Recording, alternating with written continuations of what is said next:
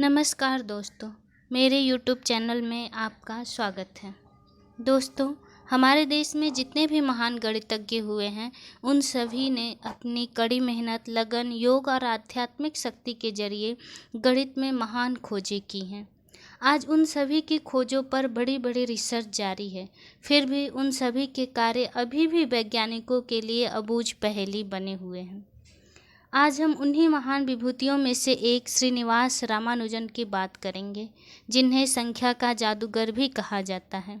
उन्हीं के याद में हर वर्ष 22 दिसंबर को राष्ट्रीय गणित दिवस के रूप में मनाया जाता है। श्रीनिवास रामानुजन का जीवन काल बहुत ही छोटा रहा, लेकिन अपने उतने से ही जीवन में उन्होंने वो कार्य कर डाला जो किसी भी साधारण इंसान के लिए सोचना भी मुश्किल है, और वह भी बिना किसी स्पेशल ट्रेनिंग के। श्रीनिवास रामानुजन अयंगर का जन्म तमिलनाडु के इरोड गांव में 22 दिसंबर 1887 ईस्वी को एक साधारण ब्राह्मण परिवार में हुआ था। बाल्यकाल से ही रामानुजन की गणित में विशेष रुचि थी। वे गणित को खेल मानकर संख्याओं से खेलते रहते थे। मैजिक वर्क बनाना उनका प्रिय शौक था। रामानुजन की गणित में विशेष प्रतिभा को देखकर अध्यापकों को यह विश्वास हो गया कि वे एक दिन गणित में विशेष कार्य करेंगे। गणित में विशेष रुचि होने के कारण रामानुजन बड़ी कक्षाओं की गणित की किताबें मांग कर पढ़ा करते थे। 16 वर्ष की आयु में रामानुजन ने मैट्रिक की परीक्षा प्रथम श्रेणी से उत्तीर्ण कर ली, जिससे उन्हें छात्रवृत्ति मिलने लगी। परंतु केवल गणित में ही ध्यान देने के कारण वे आगे की परीक्षाओं में असफल होते गए और छात्रवृत्ति मिलनी बंद हो गई। उन्होंने असफलता से हार नहीं मानी और घर पर ही रहकर गणित पर मौलिक शोध करना प्रारंभ कर दिया। इसी बीच उनका विवाह हो गया। वे जीविकापार्जन के लिए नौकरी तलाशने लगे। बड़ी मुश्किल से मद्रास ट्रस्ट बोर्ड के दफ्तर में उन्हें क्लर्क की नौकरी मिल गई। दफ्तर में मध्यावकाश के समय उनके साथी जलपान के लिए बाहर चले जाते, तब भी वे अपनी सीट पर बैठे गणित के प्रश्न को हल करते रहते। एक दिन उनके कार्यालय के अधिकारी ने उन्हें देख लिया। पूछताछ करने पर पता चला कि रामानुजन गणित के कुछ सूत्र लिख रहे थे। उनकी मेज की दराज खोलने पर ऐसे तमाम पन्ने मिले जो गणित के सूत्रों से भरे पड़े थे। अधिकारी ने उन सूत्रों को पढ़कर स्वयं को धिक्कारा कि क्या यह प्रतिभाशाली युवक क्लर्क की कुर्सी पर बैठने लायक है।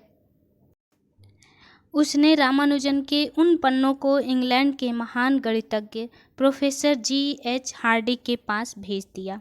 प्रोफेसर हार्डी उन पन्नों को देखकर अत्यंत प्रभावित हुए और इस नतीजे पर पहुंचे कि रामानुजन जैसी प्रतिभा को अंधेरे से बाहर निकालना ही चाहिए। उन्होंने प्रयास करके रामानुजन को इंग्लैंड बुलाया और बड़े बड़े गणितज्ञों से उनका परिचय कराया। शीघ्र ही रामानुजन के कुछ शोध पत्र वहाँ की पत्रिकाओं में प्रकाशित हुए, जिन्हें पढ़कर पाश्चात्य जगत के विद्वान आश्चर्यचकित रह गए। प्रोफेसर हार्डी ने महसूस किया कि रामानुजन का गणित के कुछ क्षेत्रों में तो पूर्ण अधिकार है, लेकिन कुछ की कम जानकारी है। उन्हें कम जानकारी वाली चीज़ों को पढ़ाने का उत्तरदायित्व स्वयं प्रोफेसर हार्डी ने लिया। प्रोफेसर हार्डी ने जितना रामानुजन को पढ़ाया, उससे ज़्यादा रामानुजन से सीखा। प्रोफेसर हार्डी ने एक जगह स्वयं लिखा है, मैंने रामानुजन को पढ़ाने की कोशिश की और किसी हद तक इसमें सफल भी हुआ, लेकिन रामानुजन को मैंने जितना सिखाया उससे ज़्यादा उनसे सीखा भी। रामानुजन इंग्लैंड में रहते हुए भी खान पान, आचार विचार और व्यवहार में पूर्णतः भारतीय बने रहे। गणित के क्षेत्र में शोध कार्यों से उनकी प्रतिष्ठा लगातार बढ़ती गई। इंग्लैंड की प्रसिद्ध संस्था रॉयल सोसाइटी, जो वैज्ञानिक शोध को प्रोत्साहित करती थी, उसने वर्ष 1918 ईस्वी में रामानुजन को अपना फेलो बनाकर सम्मानित किया। संपूर्ण एशिया में इस सम्मान से सम्मानित होने वाले ये पहले व्यक्ति थे।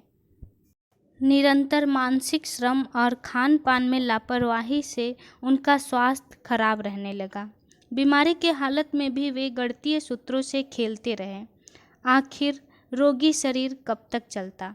अंततः वे स्वदेश लौट आए और 26 अप्रैल 1920 को 33 वर्ष की अल्पायु में ही चीर निद्रा में विलीन हो गए। उनके निधन पर प्रोफेसर हार्डी ने कहा था, आज हमारे बीच से अमूल्य हीरा खो गया है। हम सब देख चुके हैं कि रामानुजन से पूर्व संसार में किसी भी व्यक्ति द्वारा इतनी कम आयु में गणित जैसे जटिल समझे जाने वाले विषय पर इतनी अधिक खोज नहीं की गई है।